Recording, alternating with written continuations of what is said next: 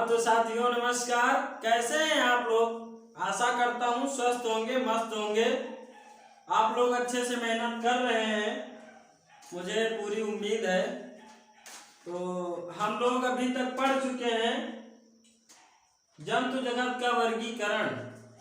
जंतु जगत का वर्गीकरण के अंतर्गत हमने अभी तक 2 फाइलम पढ़े हैं, प्रोटोजोआ एंड पोरीफेरा।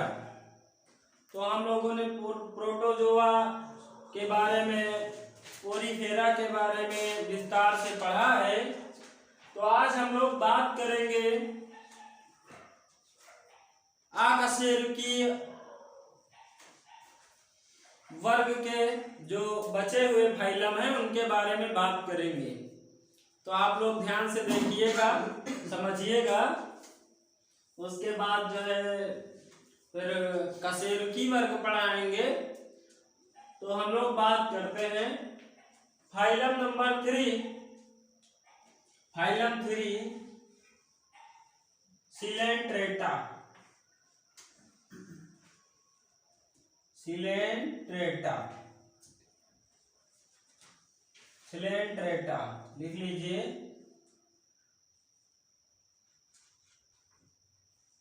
सिलेंट्रेटा। तो सिलेंट्रेटा के अंतर्गत किन जीवों को रखा गया है, इसके बारे में, इसकी संरचना, इसके क्या क्या कार्य है, हर एक चीज के बारे में हम बताएंगे आपको। तो सिलेंट्रेटा मुख्यतः जलीय होते हैं, ये हमेशा जल में पाए जाते हैं, जो सिलेंट्रेटा वर्ग के प्राणी होते हैं। और इनकी जो आकृति होती है वो छतरी नुमा होती है, छतरी नुमा। आप लोगों ने छतरी देखा होगा, बरसात में यूज करते हैं। तो इनकी जो आकृति होती है वो छतरी के आकार की होती है, अम्ब्रेला से। तो इनकी जो आकृति होती है वो अम्ब्रेला शेप्ड होती है। और इनमें बाह्य कंकाल होता है, इनमें बाहरी कंकाल बना होता है। तो आपने देखा है इनकी आकृति, इनका कंकाल, इनका बाहरी कंकाल जो काइटिन व कैल्शियम से बना हुआ होता है। तो लिख लीजिए। और इनमें अरीय सममिति पाई जाती है, रेडियल सिमेट्री जो पाई जाती है। रेडियल सिमेट्री का मतलब ये हुआ, इनको किसी भी एंगल से आप काटोगे तो बराबर बराबर शेप में कटेंगे। तो लिख लीजिए यहाँ पे मुख्यतः जलीय, मुख्यतः जलीय, मुख्यतः जलीय होते हैं। तो हम 60 में लिख रहे हैं, उसके बाद आप लोग नोट कर लीजिएगा। और आकृति जो होती है छतरी नुमा होती है, आकृति छतरी नुमा, छतरी नुमा। और जो है इसमें रेडियल सममिति, अरीय सममिति, अरीय सममिति पाई जाती है, सममिति पाई जाती है, पाई जाती है, अरीय सममिति पाई जाती है। बाह्य कंकाल काइटिन व कैल्शियम का बना होता है। तो यहाँ पे लिख लीजिए बाह्य कंकाल, बाह्य कंकाल काइटिन, काइटिन एंड कैल्शियम का, कैल्शियम का। इसके एग्जाम्पल देख लीजिए, इसके एग्जाम्पल पूछ लिया जाता है आपको। एक इसका एग्जाम्पल दे दिया जाएगा, उसके बाद 3 अन्य एग्जाम्पल दे दिए जाएंगे और पूछा जाएगा कि ये किस फाइलम से संबंधित है या सिलेंट्रेटा से कौन सा संबंधित है जंतु। तो देख लीजिए, इसके एग्जाम्पल होते हैं आरेलिया, आरेलिया, ओबिलिया, ऑरेलिया हो गया, ओबिलिया हो गया, ओबिलिया, गार्गोनिया, गार्गोनिया हो गया, और हाइड्रेलिया, हाइड्रा, हाइसेलिया, हाइसेलिया, और एक ये हो गया हाइड्रा। तो ये हो गए इनके उदाहरण, example. Aurelia, Obelia, Gorgonia, Physalia and Hydra ये सब इसके एग्जाम्पल होंगे, तो आप लोग इसको नोट कर लीजिए। फिर आगे की बात करते हैं हम। आगे का इसका एक फाइलम है प्लेटीहेल्मिन्थिस। प्लेटीहेल्मिन्थिस, तो इसको नोट करिए। हो गया नोट, तो हेडिंग डाल लीजिए नंबर 3 प्लेटीहेल्मिन्थिस। प्लेटीहेल्मिन्थिस को जो है चपटे क्रमी कहते हैं, शॉर्टकट में चपटे क्रमी। इनकी आकृति चपटे की आकार की होती है और प्रथम त्रिस्तरीय जंतु हैं। इनका शरीर 3 स्तरों में बटा होता है। त्रिस्तर, 3 स्तरों में पाया जाता है। इनका जो आवरण होता है शरीर का वो 3 स्तरीय होता है। और इसके बाद जो है शरीर के अंगों के ऊपर परत पाई जाती है। तो यहाँ हेडिंग डाल लीजिए प्लेटीहेल्मिन्थिस, जो कि 4 नंबर हो गया। प्लेटीहेल्मिन्थिस,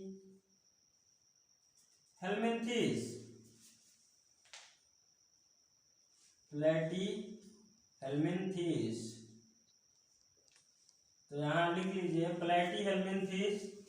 प्लेटीहेल्मिन्थिस आपको बता दिया चपटे क्रमी कहते हैं। चपटे क्रमी ने चपटे क्रमी कहते हैं। और इनका ये प्रथम त्रिस्तरीय है, तो इन्हें इनका शरीर त्रिस्तरीय त्रिस्तरीय होता है। शरीर त्रिस्तरीय होता है। उसके बाद जो है इनके शरीर के ऊपर परत पाई जाती है, अंगों के ऊपर परत पाई जाती है। तो यहां लिख लीजिए अंगों के ऊपर परत, अंगों के ऊपर परत पाई जाती है, परत पाई जाती है। तो इसमें अंगों के ऊपर परत पाई जाती है। इसमें देह गुहा पाई जाती है। तो लिख लीजिए देह गुहा एवं इसमें चूसक पाए जाते हैं, चूसक। तो और द्विपार्श्वीय होते हैं। तो लिख लीजिए द्विपार्श्वीय होते हैं, द्विपार्श्वीय होते हैं, चूसक पाए जाते हैं।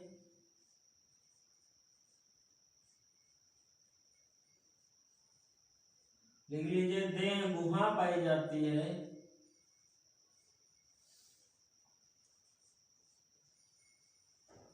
देह गुहा पाई जाती है। चूसक का मतलब ये हो गया ये परजीवी होते हैं। तो जैसे परजीवी चपटे क्रम में हो गए, तो ये जो है दूसरे से अपना पोषण किस प्रकार प्रदान करेंगे। जैसे आपकी शरीर में है तो आपको चुभेंगे, तो जो चूसक होता है उसके जरिए जो है अपना पोषण प्रदान करेंगे, प्राप्त करेंगे। तो इसीलिए इसमें चूसक पाया जाता है और देह गुहा पाई जाती है, द्विपार्श्वीय सममिति पाई जाती है और ये परजीवी तथा रोग उत्पादक होते हैं। ये परजीवी होते हैं, ये स्वयं नहीं जो है अपना पोषण प्रदान करते हैं, दूसरों पर आश्रित रहते हैं। और ये रोग उत्पादक होते हैं, ये अक्सर जो है दूसरों में रोग फैला देते हैं। तो ये अच्छे जंतु नहीं है कि अच्छे जंतु हैं जो रोग फैलाएं, वो अच्छे जंतु कदापि नहीं हो सकते। तो ये रोग उत्पादक परजीवी, परजीवी एवं रोगोत्पादक, रोगोत्पादक होते हैं। तो ये हो गया। इसके एग्जाम्पल लिख लीजिए टीनिया सोलियम। कभी कभी टीनिया सोलियम न देखकर इन्हें टेप वर्म के नाम से पूछ लिया जाता है। तो आप लोग तुरंत टीनिया सोलियम और प्लेटीहेल्मिन्थिस का सदस्य है, तुरंत आंसर दीजिए इसका। और दूसरा हो गया टीनिया सोलियम, हो गया फैसियोला। फैसियोला जो है इसमें फैसियोला, इसे लीवर फ्लूक कहते हैं। तो ये दो इसके एग्जाम्पल हो गए।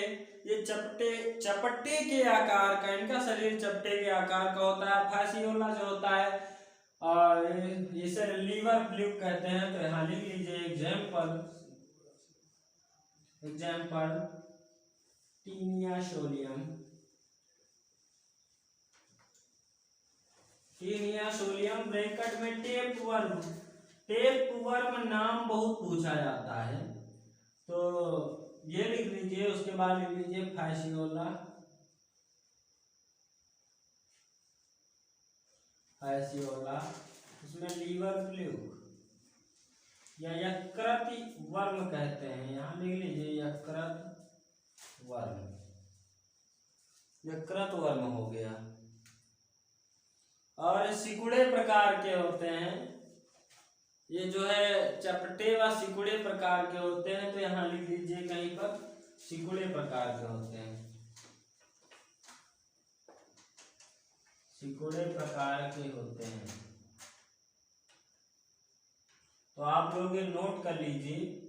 आपने प्लेटिहेल्मिन्थेस के बारे में क्या पढ़ा कि जो है चपटे क्रम, इन्हें शॉर्टकट में चपटे क्रम कहा जाता है। शरीर त्रिस्तरीय होता है, ट्रिप्लोब्लास्टिक, इसे ट्रिप्लोब्लास्टिक बोलते हैं। और अंगों के ऊपर परत कवरिंग पाई जाती है, ऑर्गन के ऊपर कवरिंग होती है, द्विपार्श्वीय सममित होती है, बाइलेटरल सममित होती है। अगर इन्हें काटा जाए ऐसे तो जो अंग इधर होगा वही अंग इधर होगा। अगर ये हाथ इधर है या पैर इधर है तो इसका एक भाग इधर होगा, एक आंख इधर है तो एक आंख इधर होगी। इसे द्विपार्श्वीय सममित कहते हैं। इसे लंबवत काटा जाता है तो इसे बाइलेटरल सिमेट्री बोलते हैं। उसके बाद देह गुहा सीलोमेट पाई जाती है, सीलोम पाई जाती है। और परजीवी व रोग उत्पादक होते हैं, जैसे कि टीनिया सोलियम हो गया, फैसियोला हो गया। तो आप लोग ये नोट कर लीजिए। उसके बाद अगला हम पढ़ाएंगे निमेटोडा एस्केलमेंथिस। तो आप लोग नोट करिए, आप लोग नोट करिए। उसके बाद हम लोग हेडिंग डालते हैं निमेटोडा। निमेटोडा को सूत्रक्रमी कहते हैं शॉर्टकट में, जैसे इसे चपटी क्रमी कहते हैं। तो आप लोग नोट कर चुके होंगे। हेडिंग डाल लीजिए, आप लोग हेडिंग डाल लीजिए निमेटोडा एस्केलमेंथिस। तो आज हम आपका ये चैप्टर समाप्त, आज आपका ये आकशेरुकी वाला पार्ट समाप्त करेंगे। उसके बाद जो है कल वर्टिब्रेट समूह पढ़ाएंगे। तो यहाँ पे हेडिंग डाल लीजिए 5 नंबर निमेटोडा, निमेटोडा फाइलम या इसे एस्केलमेंथिस बोलते हैं, एस्केलमेंथिस, एस्केलमेंथिस। तो ये हो गया। इसे शॉर्टकट में सूत्रक्रमी बोलते हैं। ये द्विपार्श्वीय जंतु होते हैं, बाइलेटरल होते हैं। तो यहाँ पे लिख लीजिए सूत्रक्रमी। और ये द्विपार्श्वीय होते हैं, तो यहाँ लिख लीजिए द्विपार्श्वीय। बाइलेटरल, अभी हमने आपको बाइलेटरली के बारे में, बाइलेटरल सिमेट्री के बारे में बता दिया है। जो अंग इधर वो अंग इधर, जैसे लंबवत काटा गया तो 2 बराबर भागों में सेम शेप में बढ़ जाए, तो उसे जो है बाइलेटरल या द्विपार्श्वीय जंतु कहते हैं। इसमें जो है देह गुहा, मिथ्य देह गुहा पाई जाती है, तो इसे लिख लीजिए बाइलेटरल। इसमें झूठी देह गुहा पाई जाती है, झूठी देह गुहा, मिथ्य देह गुहा, मिथ्य देह गुहा पाई जाती है। इसमें मिथ्य देह गुहा पाई जाती है। हाँ, इसमें मिथ्य देह गुहा पाई जाती है। और बाइलेटरली का अभी आपको जो है बाइलेटरल सिमेट्री के बारे में एक दिन अगली वाली वीडियो में हमने पढ़ाया कि जो मानव है वो बाइलेटरल सिमेट्री के अंतर्गत आता है। हम पहले बता चुके हैं, शायद आप लोगों को पता होना चाहिए। और मिथ्य देह गुहा पाई जाती है। उसके बाद जो है इसमें तंत्रिका तंत्र गैंग्लिया का बना होता है, गैंग्लिया। तो यहाँ पे लिख लीजिए तंत्रिका तंत्र, तंत्रिका तंत्र गैंग्लिया का बना होता है, गैंग्लिया का बना होता है, गैंग्लिया का बना होता है। उसके बाद जो है परिवहन तंत्र एवं स्वतंत्र तंत्र इसमें अनुपस्थित होता है। और पाचन तंत्र पूर्ण विकसित होता है। तो यहाँ पे लिख लीजिए श्वसन तंत्र, श्वसन तंत्र, स्वतंत्र श्वसन तंत्र एवं परिवहन तंत्र अनुपस्थित।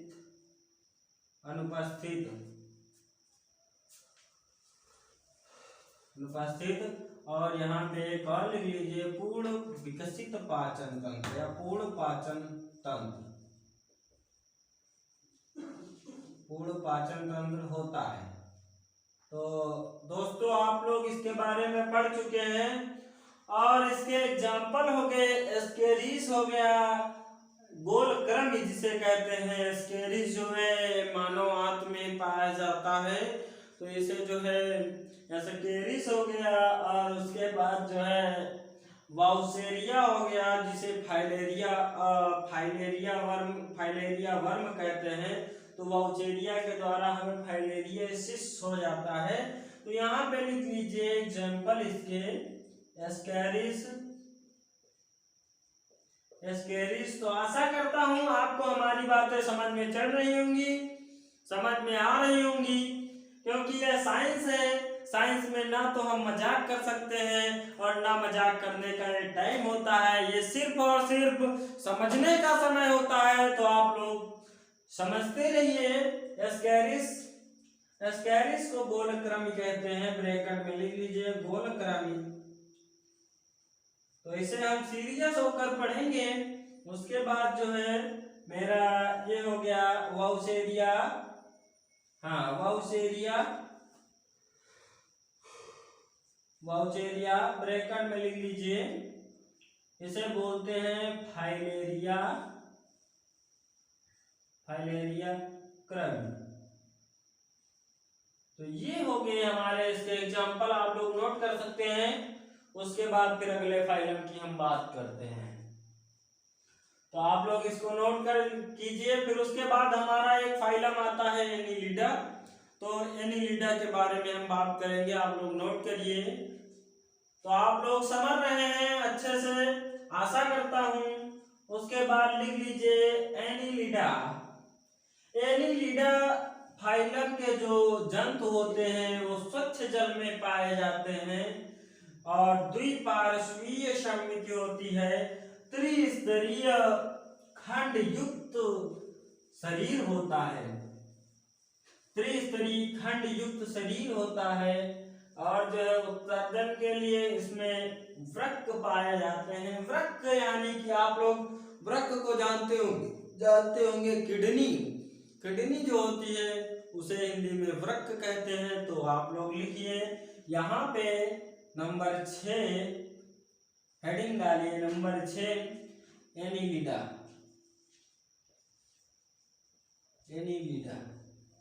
ये हो गया एनीलिडा। एनीलिडा के जंतु स्वच्छ जलीय होते हैं, स्वच्छ जलीय होते हैं।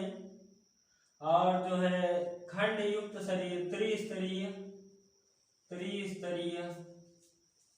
खंड युक्त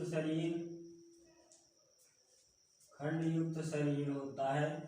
तो आप लोग लिख रहे होंगे, समझ रहे होंगे।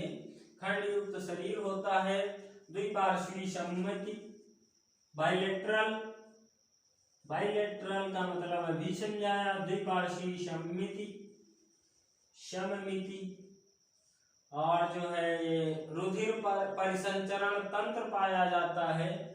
तो लिख लीजिए रुधिर परिसंचरण तंत्र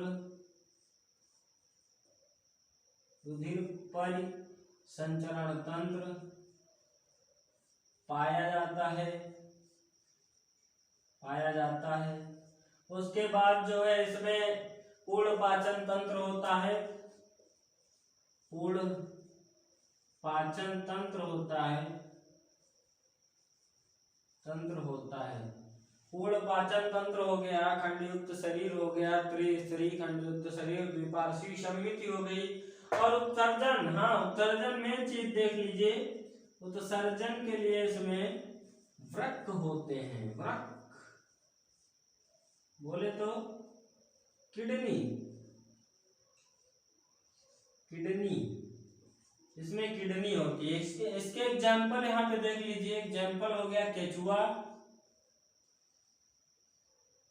केचुआ हो गया नेरिस, केचुआ एवं नेरिस।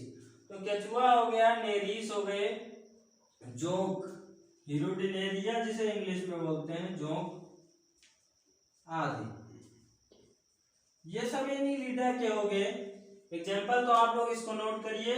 फिर आगे की बात करते हैं जंतु जगत का सबसे बड़ा फाइलम, संघ फाइलम आर्थ्रोपोडा की। हाँ, तो अब हम लोग बात करेंगे हमारा एक फाइलम जो सबसे बड़ा फाइलम माना जाता है, तो ये है 7 नंबर आर्थ्रोपोडा। तो आर्थ्रोपोडा जंतु जगत का सबसे बड़ा जो है फाइलम माना जाता है। तो ये जो है जंतु जगत का सबसे बड़ा फाइलम आर्थ्रोपोडा को हम मानते हैं। तो आर्थ्रोपोड का मतलब हुआ संधिपाद।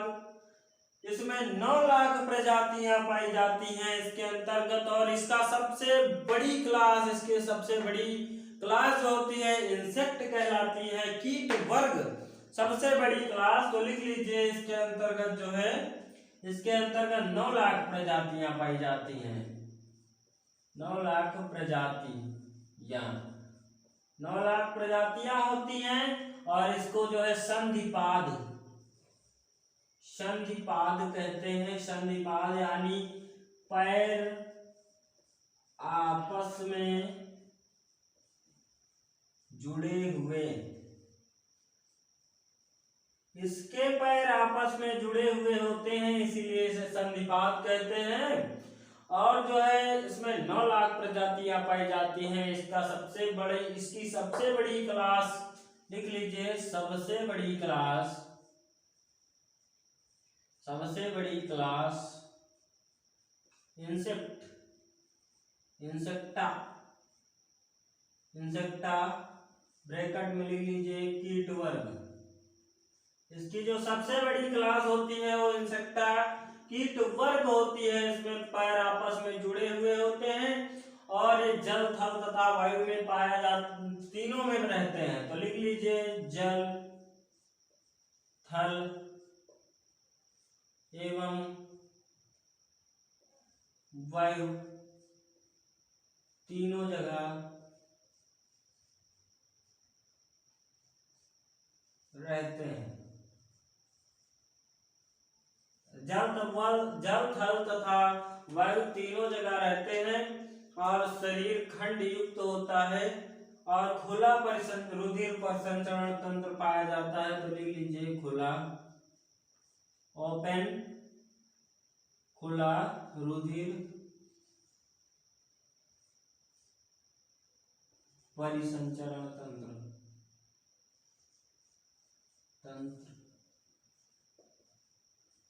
पाया जाता है। जो है इसमें open type blood circulatory system पाया जाता है। ओपन टाइप का जो होता है ब्लड सर्कुलेटरी सिस्टम, तो खुला परिसंचरण तंत्र पाया जाता है और इसमें 9 लाख प्रजातियां पाई जाती हैं। तो इसके एग्जाम्पल देख लीजिएगा आप, यहाँ पे हम एग्जाम्पल लिख रहे हैं। 9 लाख प्रजातियां, सबसे बड़ा फाइलम। तो इसके एग्जाम्पल आप लोग लिखिए तिलचट्टा, तिलचट्टा जिसे काकरोच कहते हैं, मधुमक्खी, मधुमक्खी हो गया, झींगा मछली हो गई, झींगा पैलियोमोन जिसे बोलते हैं, कनखजूरा, कनखजूरा, कनखजूरा जिसमें बहुत सारी टांगे पाई जाती हैं, कई जोड़ पाई जाती हैं। और जो है मच्छर, मच्छर भी इसी जो है फाइलम का सदस्य होता है। मॉस्किटो, केकड़ा, क्रैब हो गया, केकड़ा, क्रैब, ये सब जो है इसके आर्थ्रोपोडा सदस्य के, आर्थ्रोपोडा फाइलम के सदस्य हैं। तो इतने सारे काफी हैं, तो आप लोग इनको नोट कर लीजिएगा। ये सब जो है आर्थ्रोपोडा के सदस्य हैं, तो आप लोग इसको नोट कर लीजिए। फिर उसके बाद हम बात करेंगे अकशेरुकी वर्ग के दूसरे सबसे बड़े फाइलम मोलस्का की। तो आप लोग आर्थ्रोपोडा पढ़ चुके हैं, इसके बारे में जान चुके हैं, आप लोग समझ गए होंगे, तो ये नोट करिए। इसके बाद हम बात करेंगे मोलस्का की। मोलस्का मोलस्का जो फाइलम होता है, ये इस वर्ग का जो है सबसे बड़ा, जंतु जगत का सबसे बड़ा दूसरा सबसे बड़ा फाइलम है। और इसमें जो है जो भी सदस्य पाए जाते हैं उनमें जो है उनके ऊपर एक कठोर कवच पाया जाता है जो कैल्शियम का बना होता है। तो इसमें जो जैसे ऑक्टोपस हो गया, पाइला हो गया, घोंघा जिसे बोलते हैं, तो जीव तो घोंघा अंदर रहता है लेकिन उसके ऊपर जो है एक कठोर परत पाई जाती है कैल्शियम की। तो यहाँ पे लिख लीजिए मोलस्का।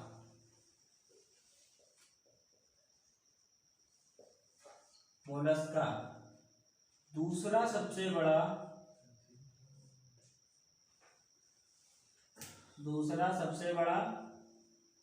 फाइलम संघ, दूसरा सबसे बड़ा संघ ये हो गया। इसमें जो है रक्त परिसंचरण तंत्र विकसित होता है, पूर्ण विकसित होता है। तो लिख लीजिए रक्त परिसंचरण तंत्र विकसित होता है। ये हो गया रक्त परिसंचरण तंत्र विकसित होता है।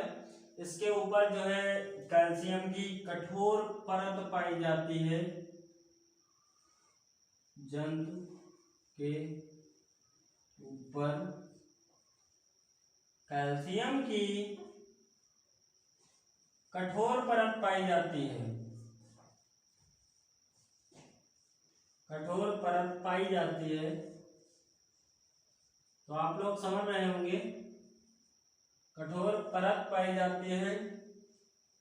इसका जो है इसमें रक्त का जो रंग लाल, हरा, नीला व रंगहीन होता है वो हीमोसियानिन के कारण होता है। इसमें एक वर्णक पाया जाता है, इसमें एक जो है लवक पाया जाता है, वो जो है हीमोसियानिन बोलते हैं। तो लिख लीजिए रक्त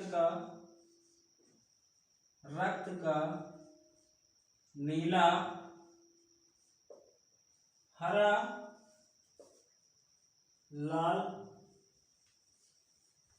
व रंगहीन कारण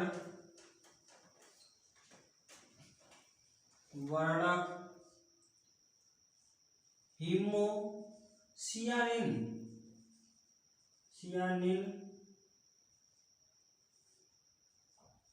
के कारण होता है। तो आप लोग देखें, इसका मतलब ये हुआ रक्त का जो नीला रंग, हरा रंग, लाल रंग व कभी कभी ये रंगहीन भी होता है। तो ये जो है इसमें एक वर्णक पाया जाता है, एक लवक पाया जाता है जिसे हीमोसियानिन कहते हैं। तो ये सबसे मोस्ट इंपॉर्टेंट क्वेश्चन यहाँ से बनता है कि जो है मोलस्का संघ के जो सदस्य हैं इनमें रंग का नीला रंग, हरा, रक्त का नीला रंग, हरा रंग, लाल रंग व कभी कभी रंगहीन होता है। तो इसका क्या कारण हो सकता है? तो इसका एक ही मुख्य कारण है हीमोसियानिन। हीमोसियानिन के कारण जो है ये नीला रंग होता है। और नीला रक्त ऑक्टोपस में पाया जाता है। ऑक्टोपस एक ऐसा जीव है जब ये समुद्र के अंदर रहता है और ये सोचता है कि हमारे ऊपर कोई खतरा होने वाला है, तो ये पीछे से ये नीले रंग की स्याही फेंकता है और नीला रंग इसका हीमोसियानिन के कारण होता है। तो आप लोग इसको नोट कर लीजिए। उसके बाद उत्सर्जन वृक्क द्वारा होता है। तो लिख लीजिए एक्सक्रीशन जो इसका होता है वो किडनी के द्वारा होता है। उत्सर्जन वृक्क द्वारा। तो ये हो गया हमारा मोलस्का। इसके एग्जाम्पल यहाँ पे आप लोग देखिए, example octopus, octopus, octopus, octopus. इसे एक और नाम से जाना जाता है, कभी कभी आप लोगों से पूछ लिया जाता है, डेविल फिश। डेविल फिश जो कि ये मछली नहीं है, ये असत्य मछली है, लेकिन इसे फिश, डेविल फिश के नाम से जानते हैं, शैतान मछली के नाम से जानते हैं। तो यहाँ पे लिख लीजिए डेविल फिश। ये एक शैतान मछली हो गई, जो कि ये सत्य मछली नहीं है, इसे डेविल फिश कहते हैं। उसके बाद हो गया सीपिया, सीपिया। यहाँ पे लिखिए, सीपिया भी इसी संघ का जो है उदाहरण है। तो सीपिया को कटल फिश कहते हैं, कटल फिश, कटल फिश। ये भी जो है सत्य मछली नहीं है। सत्य मछली तो कार्डेटा के अंतर्गत जो है, पीसेस के अंतर्गत आती है। तो ये जितनी भी, कभी कभी आपसे पूछ लिया जाता है इसमें से सत्य मछली कौन सी होती है, ट्रू फिश कौन सी होती है, और ये सब आपसे ऑप्शन आपको दे दिया जाएगा। जैसे कुत्ता मछली हो गई, और डेविल फिश शैतान मछली हो गई, कटल फिश हो गई, इसी तरह की दे दी जाती है। उसमें आपको एक सत्य मछली ढूंढना रहता है। तो ये सब नहीं है। बहुत सारे स्टूडेंट होते हैं जो एग्जामिनर के झांसे में आ जाते हैं। कभी कभी ये कहेंगे इनमें डेविल फिश, अगर फिश लगा है तो मछली क्यों नहीं है? क्योंकि मछली इसलिए, ये मछली इसलिए नहीं मानी जाती है क्योंकि इसमें मेरुरज्जु, मेरुदंड नहीं पाई जाती है, और इनवर्टिब्रेट के अंतर्गत आती है, इसीलिए। हाँ, तो आप लोग सीपिया, ऑक्टोपस के बारे में समझ गए हैं। और जल्दी से लिख लीजिए पाइला, पाइला भी है, पाइला, जिसे हम लोग घोंघा कहते हैं, घोंघा, घोंघा। उसके बाद जो घोंघा को एप्पल स्नेल भी कहते हैं। तो यहाँ इसी में लिख लीजिएगा apple, apple snail, apple snail. तो ये घोंघा एप्पल स्नेल हो गया। और उसके बाद मोती हो गई, सीप हो गई, मोती, मोती। और एक और हो गई सीप। सीप आप लोग देखे होंगे, जो है नालों में अधिकतर पाई जाती है या समुद्र के किनारे पाई जाती है। पुराने जमाने में तो सीप से हम लोग, मेरे यहाँ हम लोग जो है मक्खन या दही जमाया जाता था। तो उसमें जो है इसको निकालने के लिए जब दूध जल जाता था तो उसमें सीप का प्रयोग किया जाता था। तो ये सीप हो गई। और ये घोंघा, सीपिया, पाइला और ऑक्टोपस, ये सब जो है मोलस्का के जो है प्राणी होते हैं। और इनमें आप लोग देखे होंगे ऊपर जो है हार्ड कवरिंग पाई जाती है कैल्शियम की। तो ये जो है इनको आप लोग नोट करिए। उसके बाद इकाइनोडर्मेटा की बात करते हैं। इसमें जो है आपको बता दिया है कैल्शियम कार्बोनेट की हार्ड कवरिंग पाई जाती है। तो जो है इसको नोट कर लीजिए आप। उसके बाद इकाइनोडर्मेटा की बात करते हैं। तो ये आपका नवा फाइलम आ रहा है, नवा और लास्ट फाइलम इनवर्टिब्रेट का, अकशेरुकी का। तो लिख लीजिए, हेडिंग डालिए इकाइनोडर्मेटा। इकाइनोडर्मेटा जैसा कि नाम से स्पष्ट है, इसे कांटेदार जीव कहते हैं, शूलचर्मी कहते हैं। तो इसमें जो है इसके ऊपर कांटे नुमा स्ट्रक्चर पाए जाते हैं। ये जो है पूर्णतया समुद्री जीव होते हैं, जमीन के, जल के बहुत अंदर पाए जाते हैं। तो ये इकाइनोडर्मेटा 9 नंबर, इकाइनोडर्मेटा, इकाइनोडर्मेटा। इनकी त्वचा कांटेदार होती है, त्वचा कांटेदार, त्वचा कांटेदार होती है और होती है, त्वचा कांटेदार होती है। और यहाँ पे लिख लीजिए शूलचर्मी कहते हैं, शूलचर्मी, शूलचर्मी कहते हैं। और जो है इसमें जो है 4000 प्रकार के प्राणी पाए जाते हैं इसके अंतर्गत, 4000 प्रजाति प्राणी, 4000 प्रकार के प्राणी पाए जाते हैं। और पूर्णतया समुद्री होते हैं। तो लिख लीजिए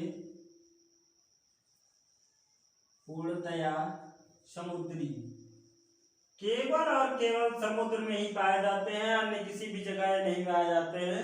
तो ये जो है इकाइनोडर्मेटा फाइलम हो गया। और इसके जो है एग्जाम्पल आप लोग लिख लीजिए, स्टार फिश सितारा मछली, स्टार फिश सितारा मछली या तारा मीन सितारा मछली। तो ये भी आपकी जो है ट्रू मछली नहीं है, ट्रू फिश नहीं है, तो ये भी डाल दिया जाता है क्वेश्चन में। तो आप लोग इन सब चीजों का, छोटी छोटी बातों का महत्वपूर्ण ध्यान रखें, क्योंकि एग्जामिनर जहां आपकी कमजोरी देखता है वहीं से क्वेश्चन उठाता है। तो ये जो है स्टार फिश सितारा मछली हो गई। सी अर्चिन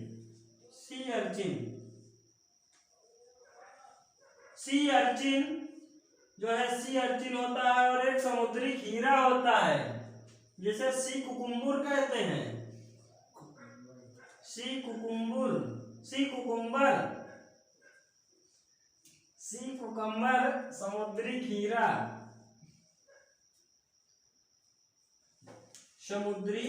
खीरा, तो जो है ये समुद्री खीरा सी कुकुम्बर हो गया। जो है ये खीरे के आकार का होता है, एक जीव है, इसके ऊपर कांटेनुमा संरचना पाई जाती है। तो ये आपके 3 हो गए, स्टार फिश, तारा मीन, सितारा मछली, सी अर्चिन, सी कुकुम्बर या समुद्री खीरा। तो हम लोगों ने विस्तृत ये सब जानकारी पढ़ी। सी कुकुम्बर जो है खीरा कहते हैं इसे, और जो है हम लोगों ने इसे विस्तृत जानकारी के रूप में पढ़ा। हम लोगों ने इनवर्टिब्रेट जंतुओं के बारे में पढ़ लिया, जिनमें मेरुरज्जु, रीढ़ की हड्डी नहीं पाई जाती है। तो ये हमारे 9 फाइलम हो गए। इसके बाद हम लोग कल बात करेंगे वर्टिब्रेट जंतुओं की, कशेरुकी प्राणियों की। तो कशेरुकी प्राणियों के बारे में हम लोग कल विस्तार से बात करेंगे। तो आशा करता हूँ आप लोगों को हमारी ये वीडियो बहुत ही पसंद आई होंगी, और जो है आप लोग हमारे साथ, हमारा एक भरसक प्रयास है कि हम लोग आपके साथ मेहनत करके जुड़े और आप लोग हमसे जुड़े। तो इसलिए आप लोग जो है हमारे साथ बने रहिए, और हमारी वीडियो पसंद आए तो लाइक एवं सब्सक्राइब करें। धन्यवाद।